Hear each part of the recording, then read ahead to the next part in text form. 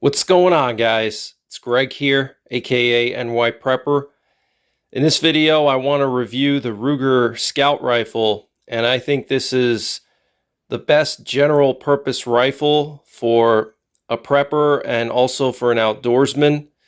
So this rifle is chambered in .308 Winchester, and this particular version has the 16-inch barrel. Now you can get an 18 and 20-inch barrel version as well, but I chose 16 just because I wanted something compact, especially once I add the suppressor, which adds about 6 inches of length.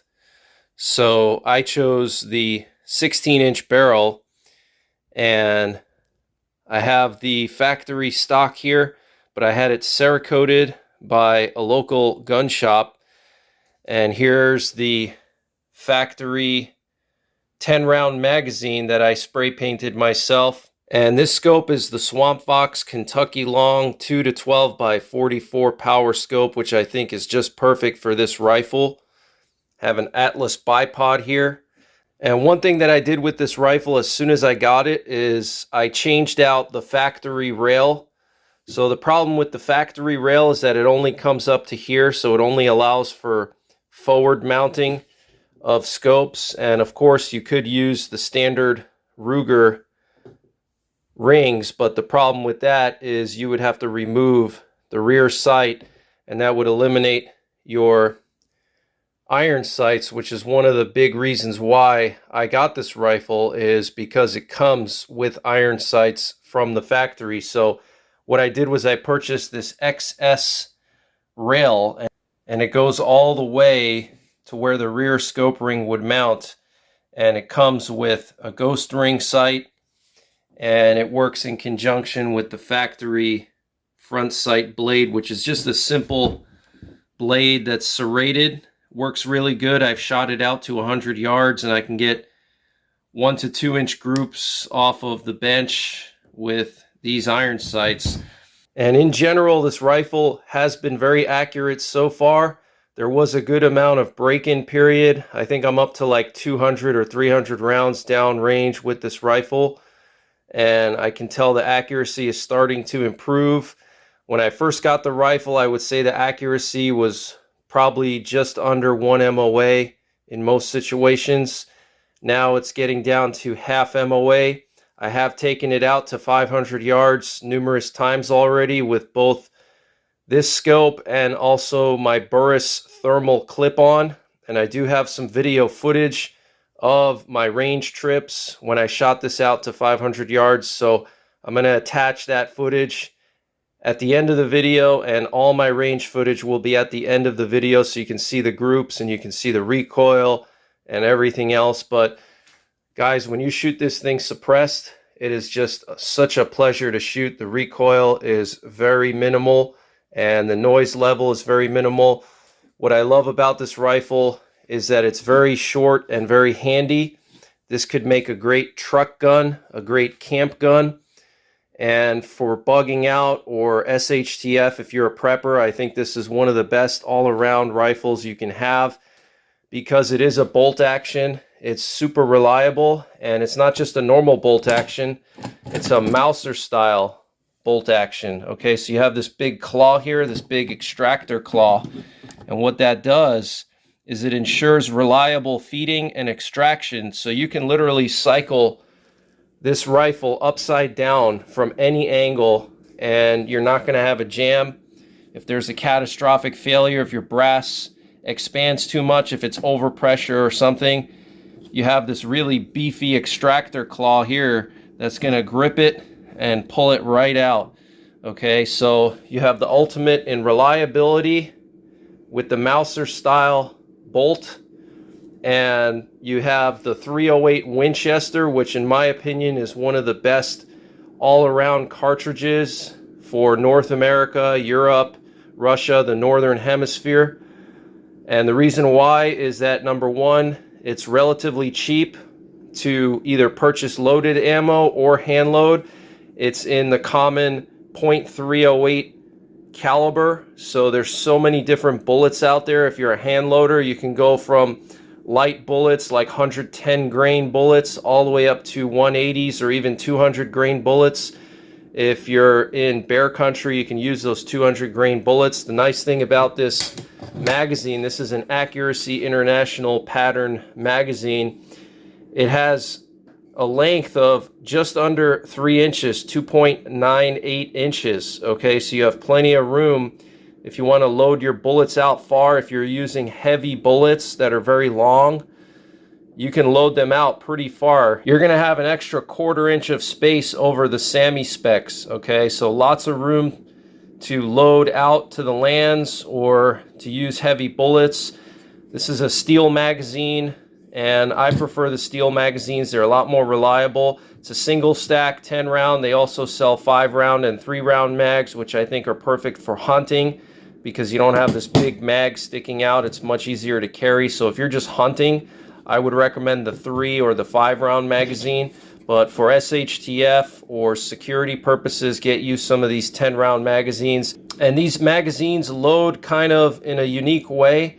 So unlike an AR style rifle where you just slide the magazine straight up, you kind of have to rock it in a little bit, almost like an AK. So when you load these, you want to think of it like it's an AK, except it doesn't have that lip over here. You don't have to rock it in, but it goes in much better than if you try to just go straight up with it like an AR. And the reason why is you have this retainer clip here, and it's under a lot of spring pressure. This is what holds the mag in place. And if you try to just go straight up with it, what'll happen is it's just not enough force to push this in, and what'll happen is your mag will go to the front and it's not going to go in. You see, it's just not as easy to slide in that way. So you kind of have to rock it in, and then it goes right in. Okay, so you just rock it in. Boom, there you go. And there is a little bit of play, as you can see here. So I did have maybe 1 or 2 situations where I had an issue with feeding from the mag because I think I was putting pressure on this.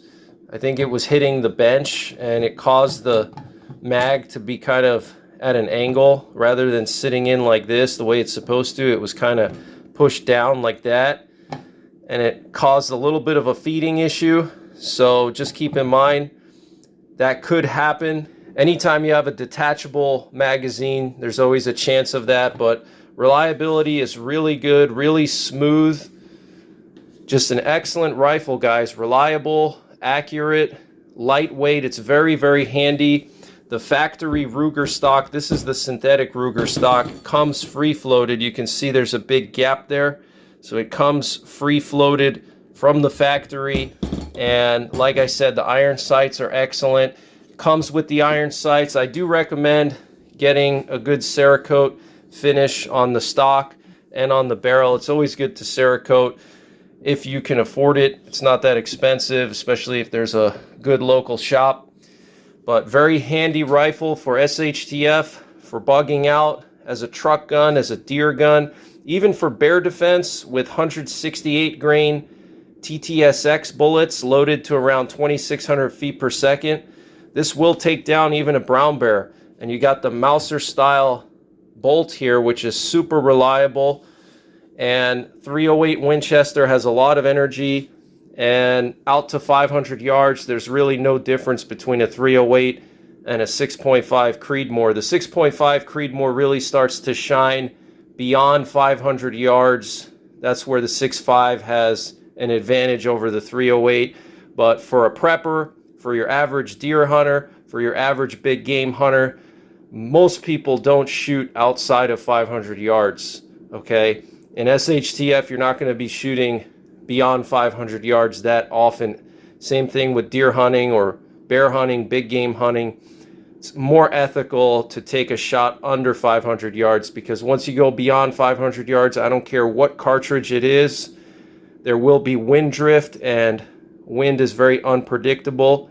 Okay, you may have a certain direction and strength of wind at your location where you're shooting from at the firing position, but between you and your target, the wind can do so many different things. You know, wind is not constant. It's not like a fan that you just turn on in your house and you know how strong the fan is, and you know exactly which direction the fan is pointed to.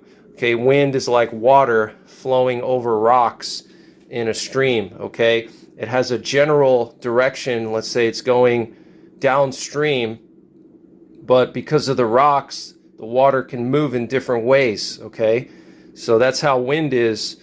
So, you know, taking shots beyond 500 yards at game, in my opinion, is risky and, in my opinion, unethical. But I'll attach some range footage for you guys. Highly recommend this rifle. It's very short, very lightweight, compact, reliable, accurate. You can put this in one of those Burley stock rifle carry bags, and you can bug out with this thing. And, you know, why not an AR? Why a bolt action? Because of reliability. Okay, if we're talking about SHTF or big game hunting, you know, anything semi-automatic has the potential for jamming, has the potential for maintenance issues, has the potential for wear and tear and failure. There's a lot of small parts in any semi-automatic firearm that all have to be very clean and functioning properly for everything to work. Versus a bolt action, you know, you can shoot hundreds of rounds with this rifle and you're never going to have a failure. Okay, if anything, the bore is going to get dirty and you may have poor accuracy, but you could never clean this rifle throughout its entire lifespan and you're never going to have a failure. Okay, but with a semi-automatic, you're going to have fouling in the receiver that's going to affect the bolt carrier group from moving back and forth, which could cause jams. Your gas tube gets plugged up. All the little pins in the bolt carrier group can wear and tear and break. Okay, there's none of that with this type of action, with this type of receiver. Okay, and you got the Mauser style bolt, so you don't have any springs in there like with a plunger style bolt. Okay, so everything is manually operated. The only thing that could possibly fail would be the firing pin. If the firing pin gets fouled up or dirty or something like that, which is very unusual, they grease the firing pin and the spring from the factory with very heavy grease, so that should never happen, but it's easy to take down. There's a little hole in here and you stick a little pin in there like a paper clip, and you can unscrew this piece right here, and the whole firing pin and spring can come out and you can clean the inside of the bolt. You can do that in the field. And really the trigger would be the other thing that could potentially fail, but that would also be very rare because of the way Ruger triggers are set up. They're also very reliable, rugged. The design of them doesn't involve a lot of like springs and stuff like that. Okay. Also, I recommend swapping out the factory Ruger trigger. Get you a Timney trigger and drop the poundage down to 2 or 3 pounds, and it's going to shoot a whole lot better than the factory Ruger trigger. The factory Ruger trigger is not bad. It's about 5 pounds and it's a little bit rough. It's not terrible, but if you're shooting, you know, longer range, more precise shots, you want to have a nice crisp trigger break and you want to have light poundage. 2 to 3 pounds is what I recommend. And stock up on the metal mags. Forget the plastic mags. Metal is much more reliable. And make sure you get that excess rail so you can mount your scope rearwards. A forward mounted scope is great, but it has some downsides, especially when you're talking about precision shooting, long range shooting. And with the 308 Winchester, I want to be able to take advantage of that long range. Okay, the Scout scope will limit you to maybe 200 to 300 yard shots because it's kind of like looking through a pipe essentially. You know, your field of view gets a lot smaller and the parallax becomes a major issue. It's hard to keep that reticle centered, so you're going to have parallax issues which will affect your accuracy. So get you a full length rail, mount the scope to the rear, make sure you zero your sights and have fun with it. And stay tuned for footage from the range, and for more content with 308 Winchester, check out my 308 Winchester playlist. And I'll be doing more videos with this rifle, so stay tuned for that. And until next time, take care, God bless, and don't forget the 3 Ps. Prepare, practice, and persevere.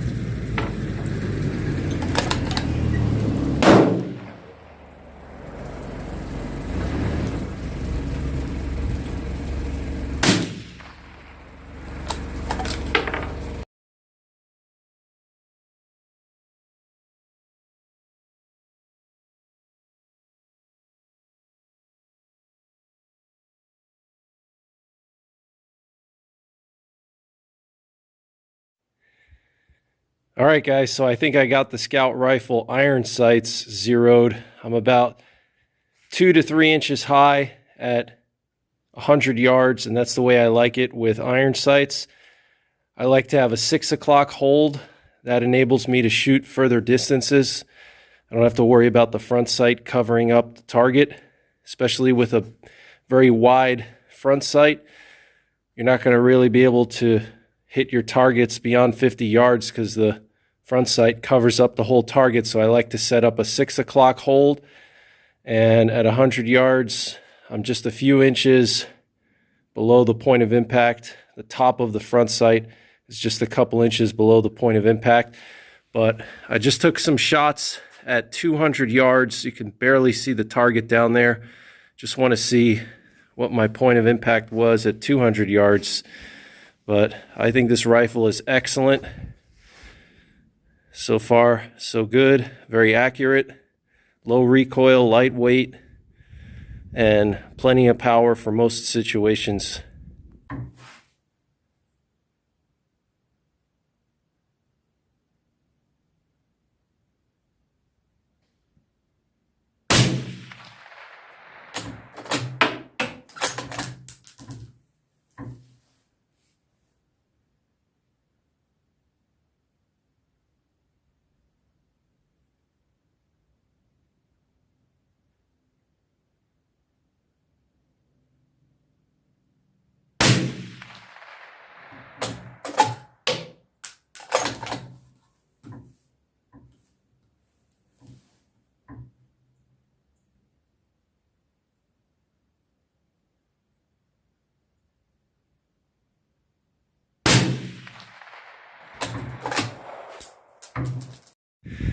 Wow, guys, 200 yards, Ruger Scout Rifle, iron sights.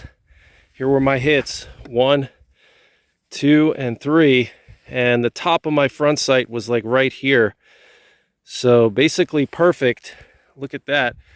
That's pretty decent. And let me just show you guys how far away I am. So I was shooting from down there. So it's pretty impressive.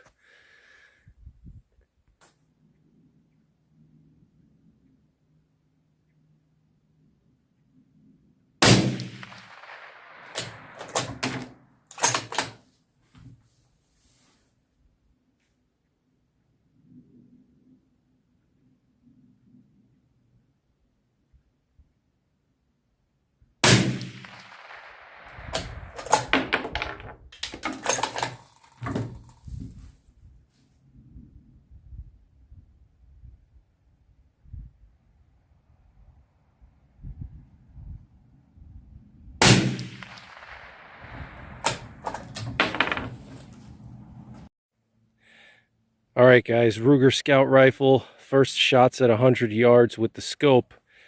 So my first group was right here, 1, 2, and 3. And it is getting dark right now, so it's not the best shooting conditions. And here was my second group right there, 2-shot group. You can see that's right about half MOA. And these are with my hand loads. Muzzle velocity is right around 2,850 feet per second. That's 150 grain full metal jacket. So I'm super happy with this rifle.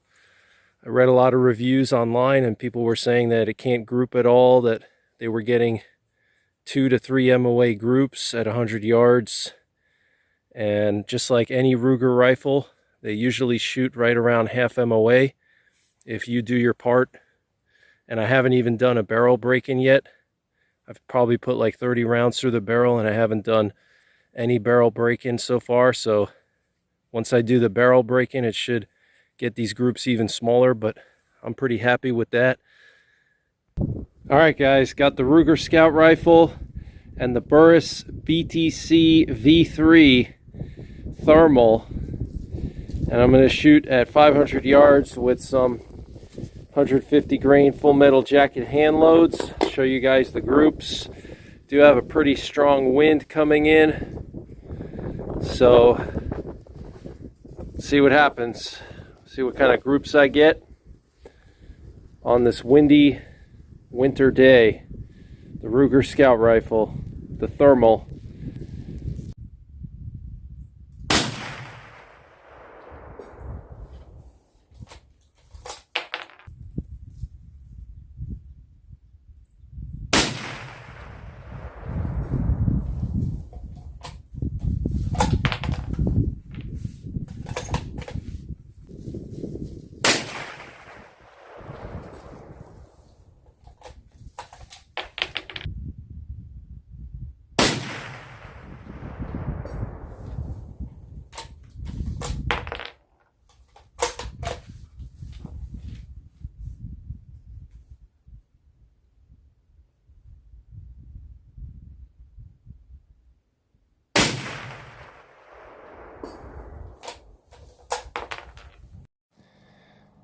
All right, guys, Ruger Scout Rifle, 150 grain full metal jacket,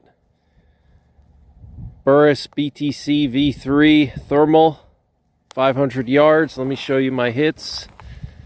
So here we have 1, 2, 3, 4, and then we got 5 up here and 6 down there.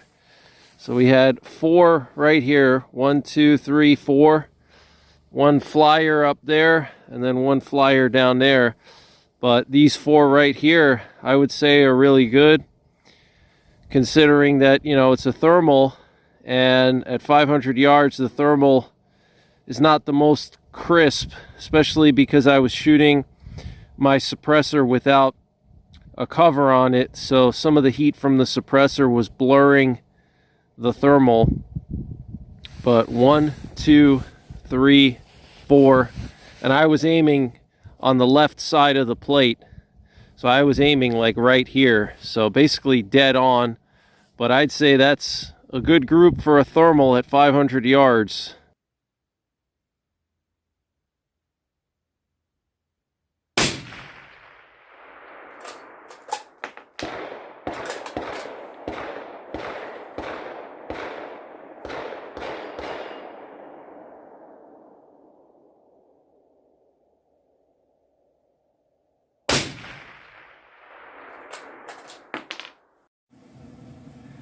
All right, guys, so we got another 500 yard group here, 168 grain TTSX. It's about a half MOA group, 500 yards, about 2.5 inches. I'd say that's really good.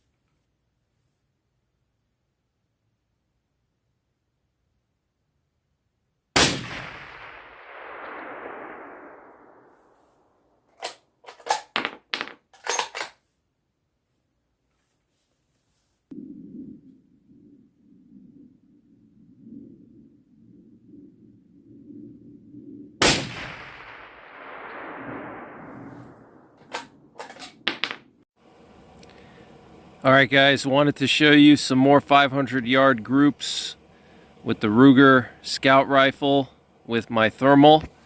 So here we have 2 hits, 168 grain TTSX. It's about a half MOA group right there. It's about 3 inches apart. Not bad with the thermal. And then here we got 1, 2, and 3 with the 150 grain full metal jacket. So as you can see, the Ruger Scout Rifle is accurate, and I actually only cleaned the bore like 3 times, so it's not really fully broken in yet, but I can see that the accuracy is starting to improve now. as I'm getting more rounds through the bore. I'm starting to see more half MOA groups here, like these. So, as you can see, very accurate rifle.